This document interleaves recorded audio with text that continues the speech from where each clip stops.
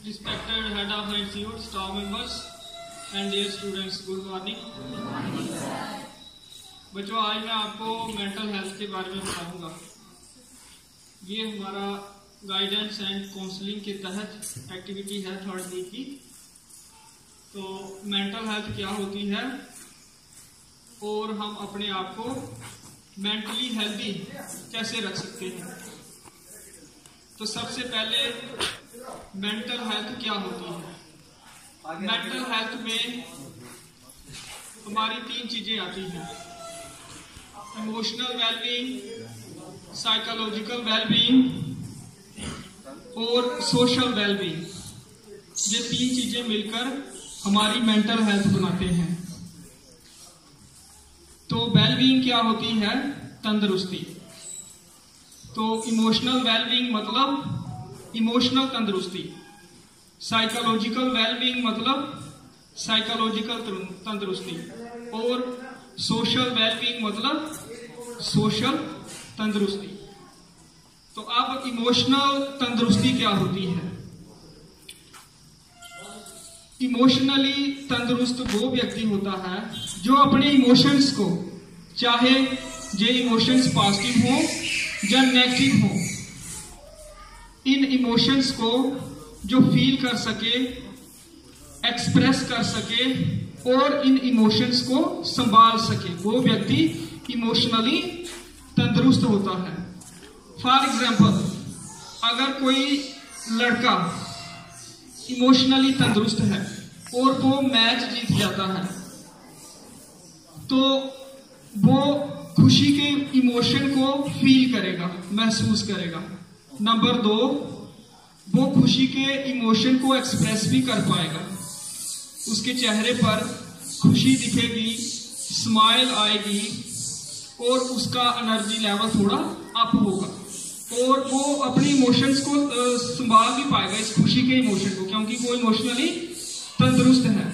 Emotion को संभाल पाएगा मतलब वो खुशी में आकर कोई बेहुदा हरकत नहीं करेगा, जैसे जोर जोर से वो चिल्लाएगा नहीं, जरूरत से ज्यादा शोर नहीं मचाएगा।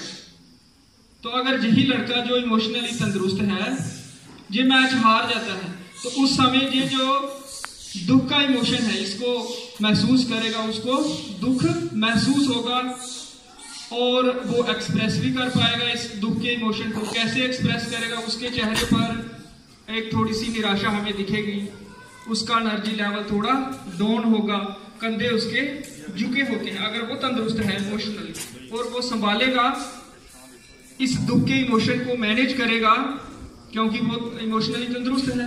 तो कैसे वो मैनेज करेगा? इस दुख के इमोशन को मैनेज करने का क्या मतलब है कि वो इस दुख की वजह से गुस्से में नहीं आ जाएगा। हम देखते हैं ना कुछ बच्चे मैच हारने के बाद गुस्से में आ जाते हैं, तो जो तंदुरुस्त होता है वो नहीं आता। जहाँ कुछ बच्चे रोने ही लग जाते हैं तो इट मीन्स वो इमोशनली तंदुरुस्त नहीं है। ये बच्चा तंदुरुस्त है, रोएगा नहीं मैच हारने पर, अपने आप को अच्छे से संभाल लेगा। ठीक है। तो दूसरी चीज जो आती है मेंटल हेल्थ में वो क्या आती है? साइकोलॉजिकल तंदुरुस्ती। तो साइकोलॉजिकल तंदुरुस्ती मतलब जो व्यक्ति साइकोलॉजिकली तंदुरुस्त हो वो बेवजह किसी फिक्र में नहीं पड़ता। कई लोगों को बगैर किसी कारण ही फिक्र हो जाती है, भ्रम हो जाता है। तो जो बंदा या जो लड़का जो लड़की तंदुरुस्त हो उसको ऐसी परेशानी नहीं आती, वो आशावादी होता है।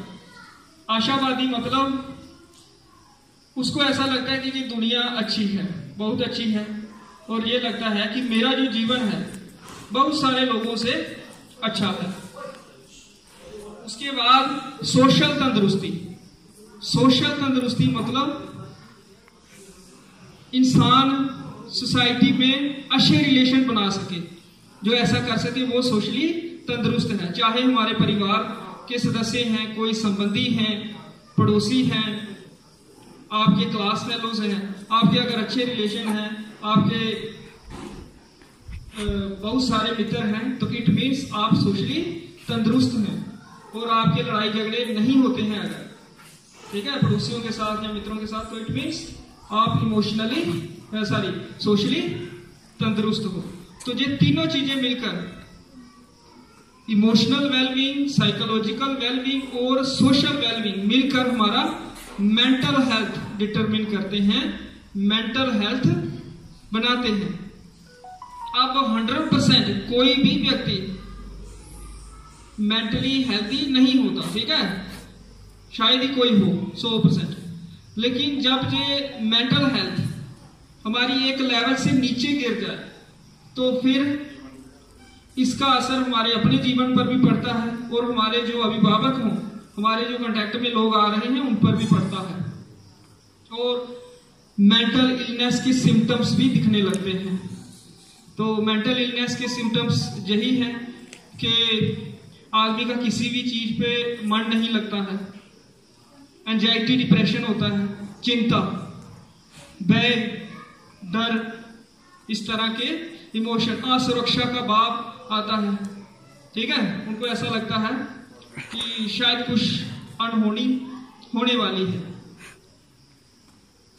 तो इसके अलावा और भी सिम्टम्स हैं, जैसे इंसान का किसी भी सोशल गैदरिंग में जाने का मन ना करना, मन हमेशा उदास रहना और अपने छोटे छोटे फैसले भी ना ले पाना और अपने फैसलों को बार बार चेंज करना, ये सारे सिम्टम्स होते हैं इनिशियल सिम्टम्स मेंटल इलनेस के।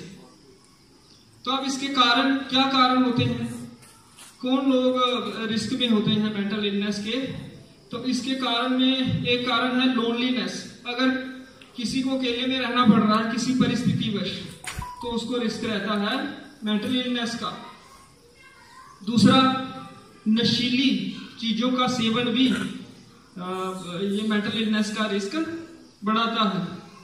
फिर तीसरा, कोई क्रोनिक डिजीज, कोई लंबी बीमारी अगर इंसान को हो जाए तो उसको भी चांसेस होते हैं मेंटल इलनेस होने के। इसके बाद कोई मेंटल ट्रामा, मेंटल ट्रामा मतलब फॉर एग्जांपल जैसे किसी परिवार के सदस्य का अनटाइमली निधन हो जाना, जहां कोई घरेलू हिंसा हो रही है घर में, तो इससे भी मेंटल इलनेस का खतरा बढ़ता है। इसके अलावा बायोलॉजिकल फैक्टर्स भी होते हैं। अगर हमारी फैमिली हिस्ट्री हो तो फिर भी हम रिस्क ग्रुप में रहते हैं कि हमें मेंटल इलनेस हो सकती है। अब ये जो मेंटल इलनेस है ये कई बार कुछ दिन ही चलती है, 5-7 दिन, कई बार कुछ हफ्ते भी चलती है, कई बार महीने, सालों और कई बार पूरी जिंदगी भी ये रहती है। तो अगर ऐसा हो जाए फिर इंसान को दवाइयों का सेवन करना पड़ता है और ये कई बार आती है और चली जाती है, फिर आती है चली जाती है। कई बार एक बार हुई मेंटल इलनेस दोबारा नहीं होती है, ठीक है। तो अब टिप्स हैं कुछ जिनको फॉलो करके हम अपनी मेंटल हेल्थ इंप्रूव कर सकते हैं। सबसे पहले है बी एक्टिव। बी एक्टिव मतलब हमें फिजिकल एक्टिविटीज में पार्टिसिपेट करना चाहिए, चाहे कोई मॉर्निंग वॉक हो, कोई जॉगिंग हो, कोई रनिंग हो, या कोई एक्सरसाइज, योगा वगैरह हो, तो ये चीजें हमें करनी चाहिए। क्योंकि जब हम फिजिकल एक्टिविटीज करते हैं उस समय हमारा जो मन होता है उसमें से जो हमारे नेगेटिव इमोशंस होते हैं, जैसे गुस्सा होता है नेगेटिव इमोशन, ईर्ष्या, ठीक है, जेलसी जिसको बोलते हो, ये भी एक नेगेटिव इमोशन है।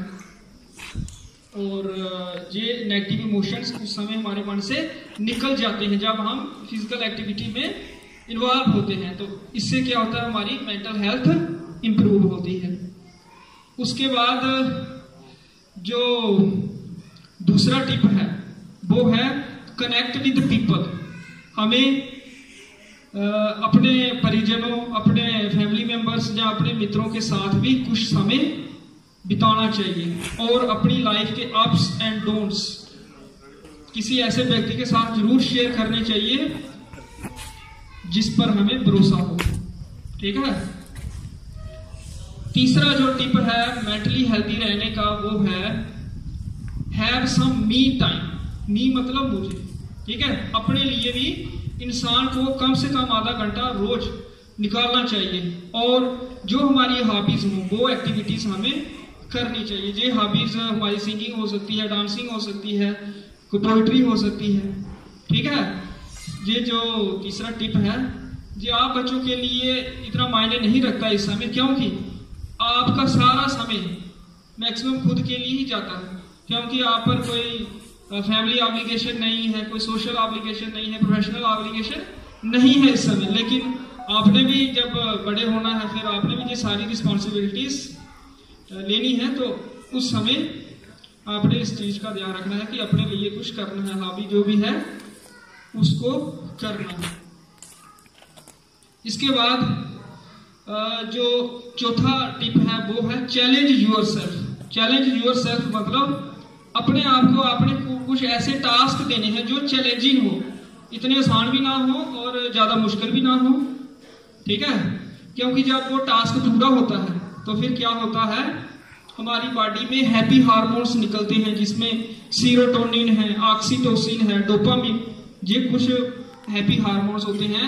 जब ये हमारी बॉडी में रिलीज होते हैं, जब हम कुछ अचीव कर लेते हैं जो हमने टारगेट सेट किया, तो फिर हमारी मेंटल हेल्थ इंप्रूव होती है। ये हार्मोन्स निकलना जरूरी है, ठीक है ना।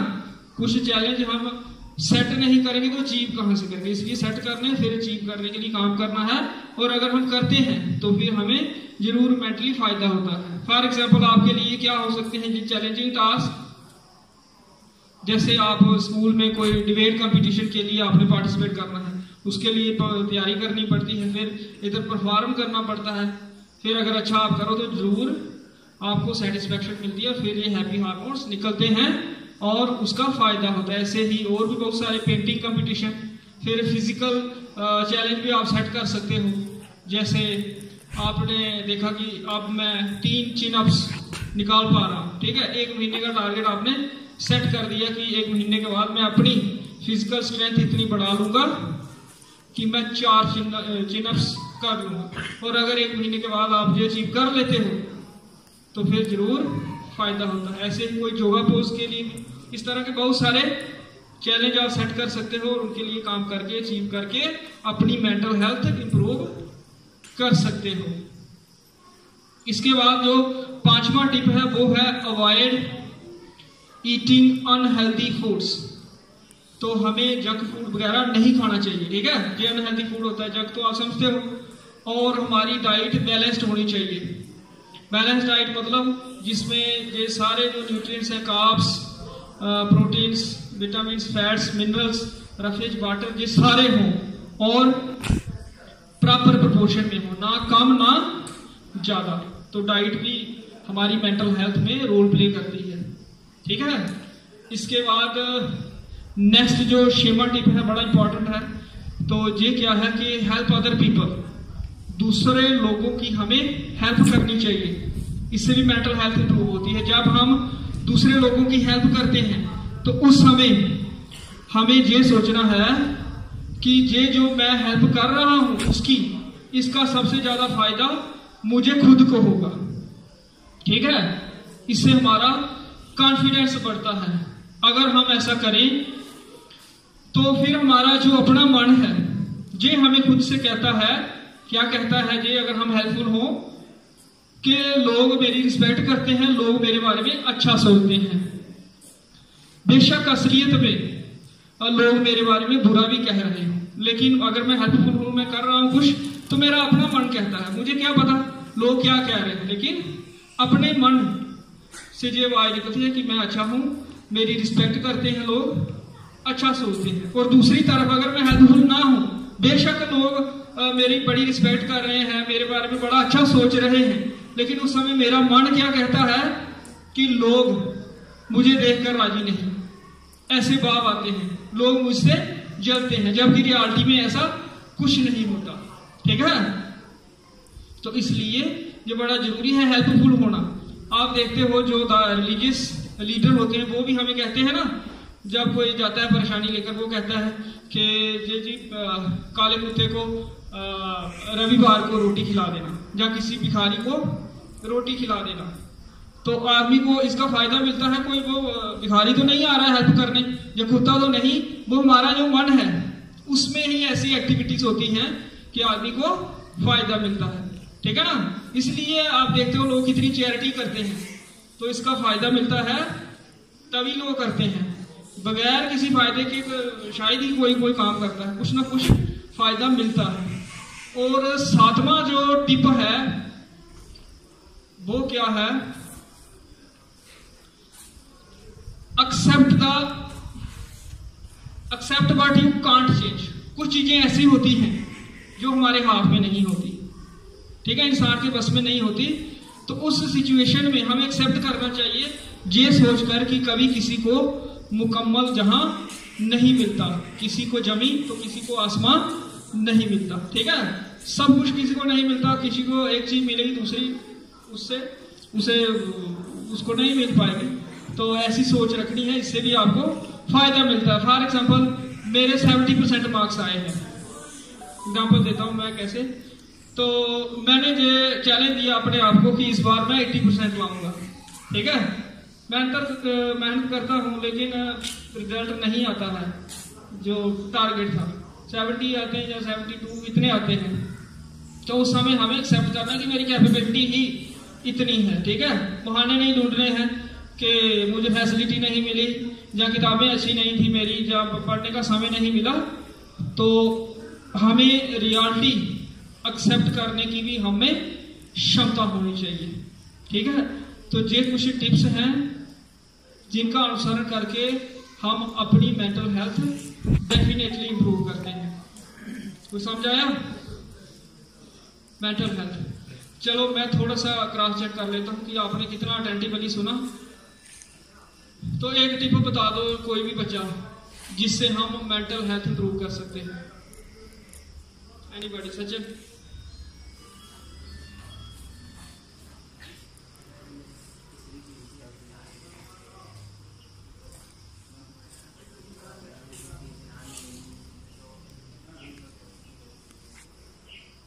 ठीक है, जैसे मैंने बोला टिप्स बोले, पहले बोला बी एक्टिविटी, इस तरह से बोले ना साथ मैंने। फिर मैंने बोला कनेक्ट विद पीपल, लोगों से बात करो। फिर मैंने बोला हैव सम मी टाइम, अपने लिए कुछ समय हमें निकालना चाहिए। फिर मैंने बोला चैलेंज यूर सेल्फ। फिर पांचवा बोला मैंने राइट का बोला। फिर शिमा मैंने बोला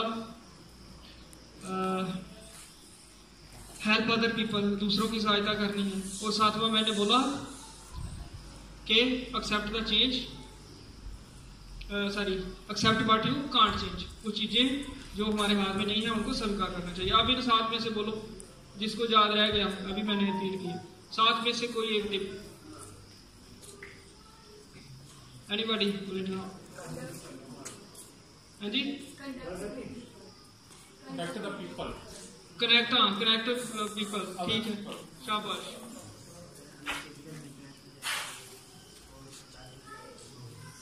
ठीक है, चलो थैंक यू।